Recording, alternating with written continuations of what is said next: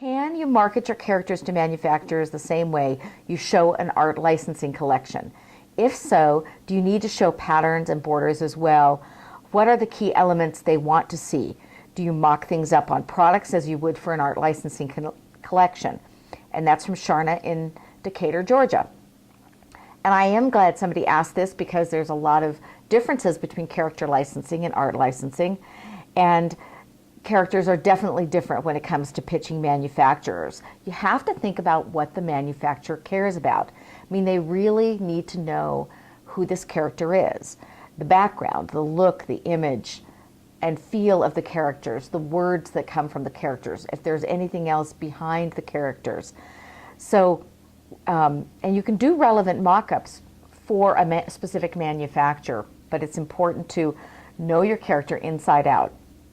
And then, as I just talked about, audience exposure is really important to that manufacturer.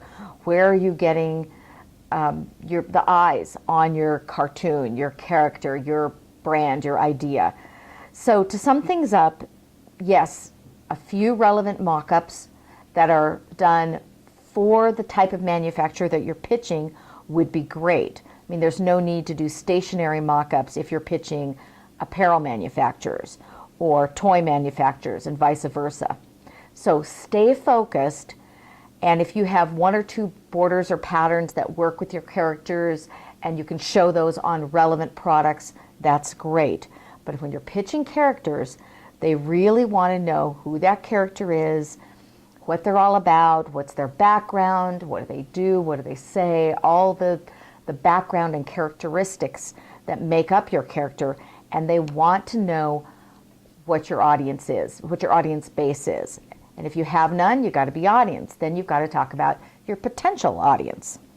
So the quantities of poses and style guide, patterns and things like that, I should say, the quantities or volume of borders, patterns, and poses are what make up your style guide.